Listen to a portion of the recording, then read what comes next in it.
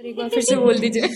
Action cut नहीं हो रहा, एक्शन कट पट सीन नंबर 4 एक्शन कट मैं बार बार retake take anyway uses of tonsillectomy. पता है इसमें प्रॉब्लम क्या है, तुम वीडियो तो बना रहे हो पर तुम्हारा ध्यान मेरे पढ़ाई में नहीं है और तुम लोग नहीं ना सब पढ़े। गलती करोगे। एनीवे सुनो, इसका यूज है टॉन्सिलेक्टमी, एडिनोइडेक्टमी, यूबुलो वेरो फेरेंजियोप्लास्टी, यूबीपीपी। कहाँ करते हैं यूबीपीपी? स्नोरिंग वाले, खगाटे लेने वाले पेशेंट्स में करते हैं, वहां यूज करते हैं। This is Boyle and Davis mouth gag, Boyle's blade, Davis gag.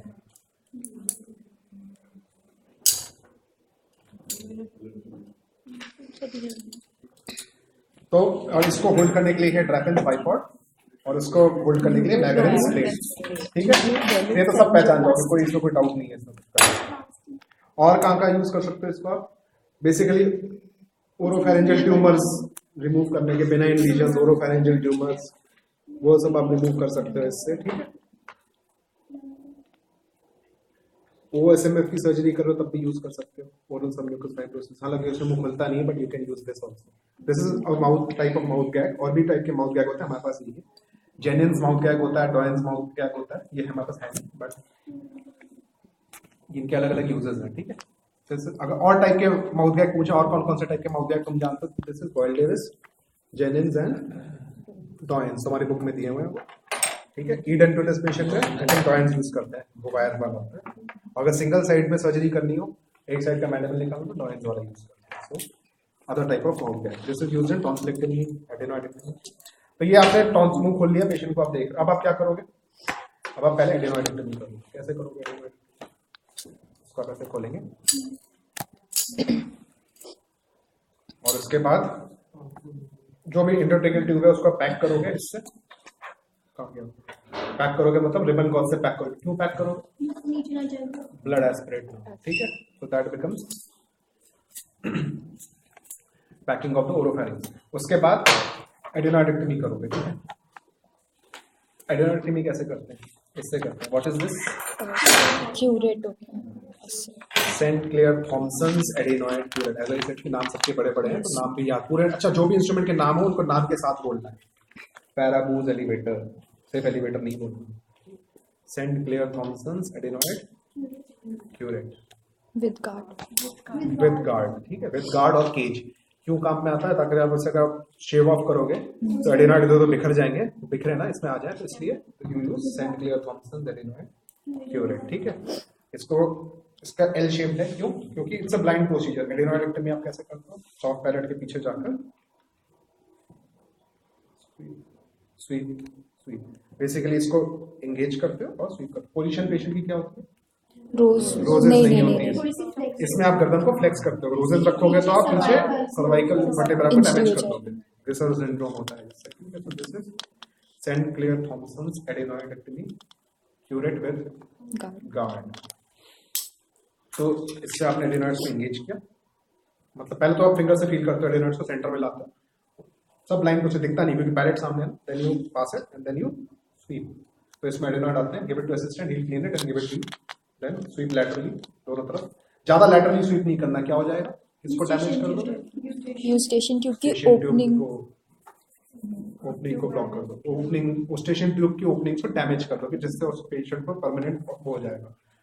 कोई नहीं, उसका स्टेशन ट्यूब की अगर ओपनिंग बंद हो जाएगी स्कारिंग की वजह से, तो यह प्रॉब्लम हो जाएगी। तो एडिनोइडेक्टमी आप क्यों कर रहे हो? ताकि उसका ऑब्स्ट्रक्शन खुले। अगर आप ज्यादा लैटरली क्यूरेट करोगे तो ये भी प्रिकॉशन होता है। एक तो पोजीशन ऑफ पेशेंट होनी चाहिए, दूसरा आप कितना प्रेशर दे रहे हो, वो साइड में ज्यादा नहीं आप कर रहे हैं इससे। ठीक है, तो this is Saint Clair Thomson adenoidectomy curette. वो कुछ फील करना होता है ना पीछे की पोस्टीरियर, वो हाँ, यू फील द सेप्टम। मतलब सेप्टम कोना में भी होता है, सामने होता है, पीछे भी होता है कोना में। तो you just go and hit it against the septum. You feel हाँ रेजिस्टेंस आ गया, that means you are at the roof of nasopharynx. Then you sweep so that you remove the adenoids completely. Saint Clair Thomson adenoidectomy curette. ये क्या है? ऐसा क्यों है? यह है यांगपूर्स सक्शन। ये ऐसा क्यों है? दिस इज बिकॉज आगे से ये ब्लंट है। ठीक है, ब्लंट होने से क्या होता है? डैमेज। आप जब टॉन्सिल निकाल रहे हो तो लैटरल वॉल को ज्यादा ट्रॉमेटाइज, नॉर्मल सेक्शन से करके ट्रॉमेटाइज करके ब्लीडिंग ज्यादा होगी, that's why it is blunt. Side में इसका होल क्यों है? सेक्शन के लिए जहाँ भी ब्लीडिंग हो। जहाँ पे भी आप सक्शन करोगे ये लैटरली उसको, मतलब अगर आगे से ब्लॉक होता तो साइड से भी सक्शन करेगा, इट डजंट गेट ब्लॉक, यानी कि फट से ब्लॉक हो गया, आपने असिस्टेंट को दिया, उसमें ब्लड फिर से पूल हो जाएगा। सो ये सक्शन चलता है, इसलिए इसमें मल्टीपल बैंड्स। और ये ऐसे इतना मोटा क्यों है? ब्लॉक नहीं होगा, that's why it is so thick. अभी ये यंग, और ये कर्व क्यों है? ऑब्स्ट्रक्शन ना हो आपके हाथों में, आपके हाथ का जो एक्सेस है उसमें नहीं है, बाकी सेक्शन ऐसे सीधे होती है, काफी कर्व्ड है, तो you can easily, assistant usually holds it and he cleans the field so that you can dissect the tonsils. ठीक है, तो ये आपने एडेनोइडक्टमी की, सक्शन किया ब्लड को। अब क्या करोगे?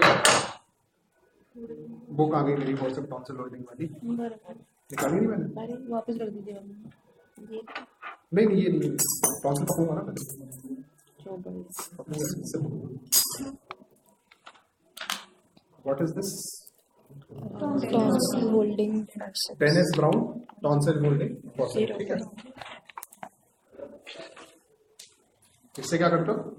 टॉन्सिल को पकड़ के मीडियली पुश पुल करेंगे। क्यों? Because you don't want to dissect laterally. Laterally क्या है? लैटरली मसल्स हैं, कैरोटिड्स हैं, जुगुलर है, you don't want to get go too laterally, you have to stay medially, so that's why you have to hold it and pull the tonsil medially. Then you give incision, you can give it with a knife with number 12 blade. You can give it with this, what is this? Vox tonsil dissecting forceps or Vox stenatomy.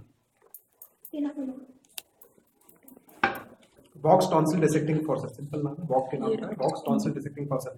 Normal artery forceps, normal Edson जैसी है लेकिन लंबी है। क्यों लंबी है? क्योंकि गले में काम कर रहा है, बाकी इसमें कोई खास बात नहीं है। एक तरफ सिंगल प्रोंग, एक तरफ डबल प्रोंग। इसको ऐसे पकड़ा, जो भी जैसे टॉन्सिल्स के क्या रिलेशन होते हैं,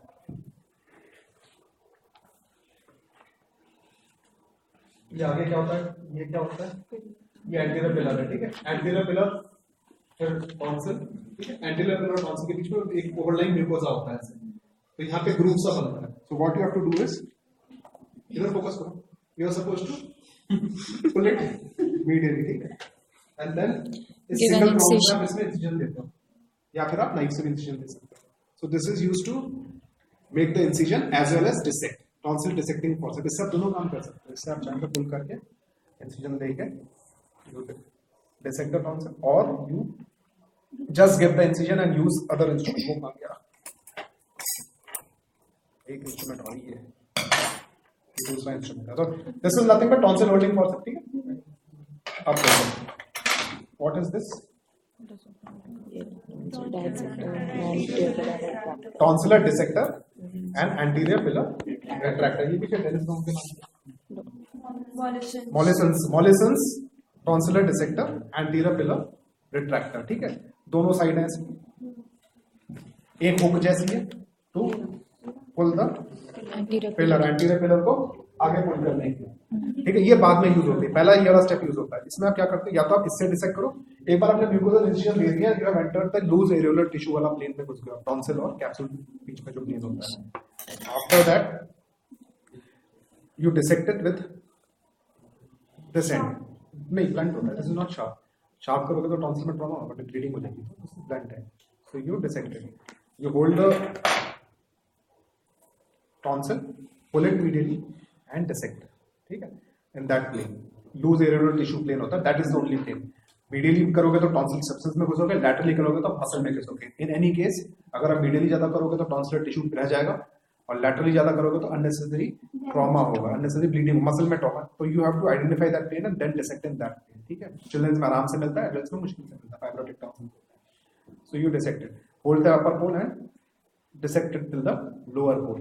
पूरा अपर पोल को फ्री किया, अपर पोल क्योंकि पेशेंट उल्टा लेटा हुआ, उसका सर नीचे, चिन ऊपर है, तो अपर पोल जो भी नीचे की तरफ है, नीचे की तरफ से डिसेक्ट करते हुए लोअर पोल तक आप जाते हो। लोअर पोल का मतलब होता है जो पेशेंट की फुट एंड की तरफ हो, उस एंड को आप कट नहीं करते। क्यों? क्योंकि वहां पे मेन आर्टरी होती है, फेशियल ब्रांच हो,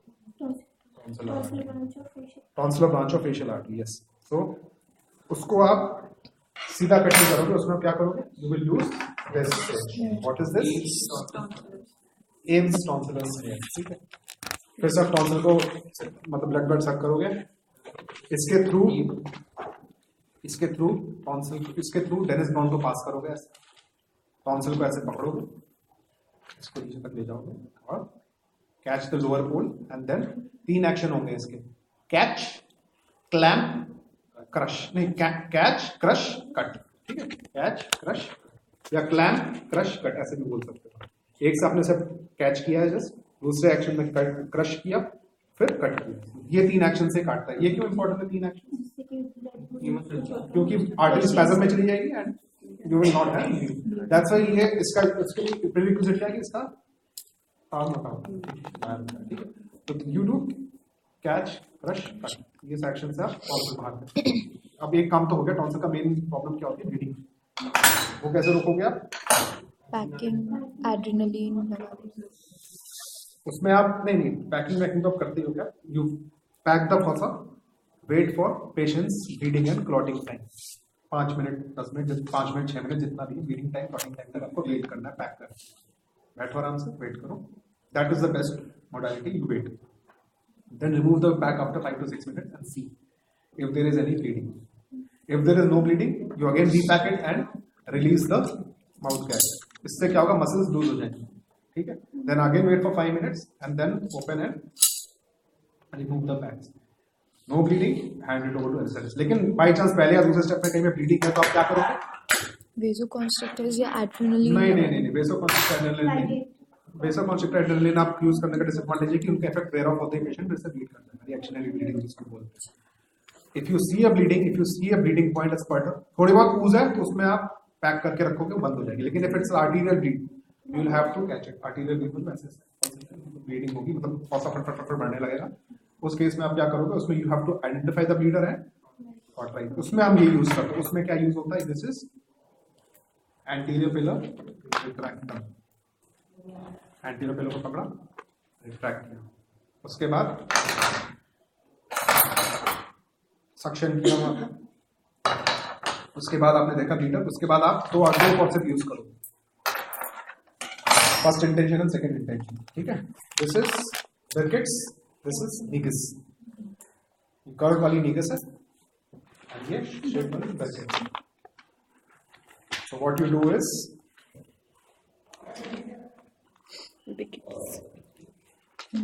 अब जैसे देखो यहाँ देखो, समझो इस बात, ये नीचे जैसे ये ब्लीडर है, Negus so what I do is first, Negus क्या हो गया? सो वो मार्क कर देते पहचान में तो आ रही है ना? Yes sir. ये सब देखो तुमने कई बार देखे, पहचान में तो सब आ जाएंगे, पर कहाँ यूज होता है वो इंपॉर्टेंट है इसका। तो दिस कम्स लाइक दिस, ऐसे आपने ब्लीडर को पकड़ लिया। अब इसकी प्रॉब्लम है कि आप इसमें लाइगेचर अगर स्लिप करोगे, लाइगेचर कैरियर से किसी चीज से आप लाइगेचर आगे जाके बंद नहीं पाएगा। लाइगेचर क्यों नहीं बंद पाएगा? वो कर्व नहीं क्योंकि पहली बात तो ये है कि लाइगेचर आप इसके मुंह पे ही बांध दो, ब्लीडर के इसके नीचे नहीं जा सकता ligature, no matter how hard you try. So for that we use the second intention forcep, that is known as Negus forcep. Burkitt's artery forceps, Nigus artery forceps, both of them are artery forceps, hemostatic forceps. इससे आप क्या करोगे? इस वाले bleeder के नीचे इसको ऐसे कैच करोगे, ब्लीडिंग पॉइंट को, टॉन्सिल को। उसके बाद आप पहले वाले फॉर्सेप को रिलीज कर दोगे। So now the bleeder is in this forceps. अब इसमें क्या खास बात है? दिस इज कर्व, सो जो भी आप लाइगेचर नीचे पास करोगे लाइगेचर कैरियर से, that will go and this will go and tie the. एक बार जब फर्स्ट टाई लगा दे, then you can gently remove it, then you can do the second tie. Better said than done, मुश्किल काम है पर ऐसे ही होता है। अगर इससे भी कंट्रोल नहीं हो रहा तो दिस इज टॉन्सिलर नीडल या ligature tyer. This is not ligature carrier जो हमारी बुक में दिया हुआ है, ठीक है। ये नहीं है, टॉन्सिलर नीडल ये सब है। या tonsillar ligature tier, ligature carrier नहीं, ligature tier, it's not ligature carrier. इसमें एक आई है छोटी सी, देखो जैसे इसमें वो आई किस लिए? इसमें आप सूचर लेके वही काम आप कर सकते हो, आपने इससे पकड़ा हुआ है। एक तो ऑप्शन है लाइगेचर कैरियर यूज करने का, वी डोंट हैव दैट, कि लाइगेचर को आप नीचे ले जाओ और हाथ से ही टाई करो, मतलब उससे पकड़ के ऐसे करके टाई होता है, वो होता तो मैं तुम्हें बताऊंगा। इससे कैसे करते हैं? इसमें हमने जैसे ब्लीडिंग पॉइंट पकड़ा, इससे लिया और इसको आप नीचे से ऐसे करके you just pass the thread, catch the thread and pull it out and then tie it. This is ligature tie या टॉन्सिलर नीडल। ये तीन इंस्ट्रूमेंट कहाँ यूज होते हैं? These are used for basically for controlling the bleeding. bleeding, ठीक है। अब कुछ और पूछना है इसमें? सर आप एक और फोर्सेप्स बताए थे जो कि स्ट्रेट है, वो दिया नहीं तो उसके वो बारे में हाँ बता वो दीजिए। देखो, अगर आगे वो नहीं है तो वो प्लेन फॉर्सेप्ट है, बेसिकली पैक रिमूव करने का काम आती है, ठीक है। Yes sir. This is basically वो वॉक्स टीनाकुलम या Waugh's tonsil dissecting forceps, that is plain long forceps, इसमें कुछ नहीं है, उसमें पैक रिमूव करने का काम आता है, और ट्रॉमेटिक फॉर्सेप्ट है। दिस इज ट्रॉमेटिक फॉर्सेप्ट, इससे आप डिसेक्ट करते हो, ठीक है। तो ये तुम्हारे इंस्ट्रूमेंट्स हो गए सारे। तुम्हारे स्पेसिफिक नहीं